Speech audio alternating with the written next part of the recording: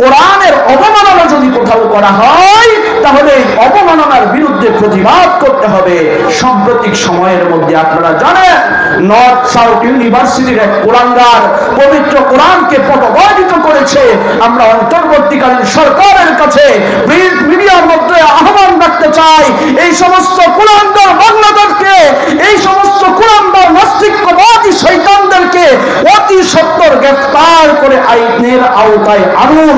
অন্যথায় বাংলার গ্রামে গ্রামে তৌহিদি মুসলমান এমন সিদ্ধান্ত নেবে আপনারাও পালিয়ে যেতে বাধ্য হবেন। কথা বলেন ঠিক কিনা মুসলমান?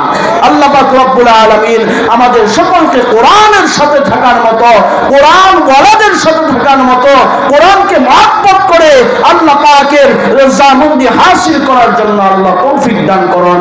সকলে বলি আল্লাহুম্মা আমিন। ওয়া আখিরু দাওয়ানা আলহামদুলিল্লাহি রাব্বিল আলামিন। ওয়াসসালামু আলাইকুম ওয়া রাহমাতুল্লাহ।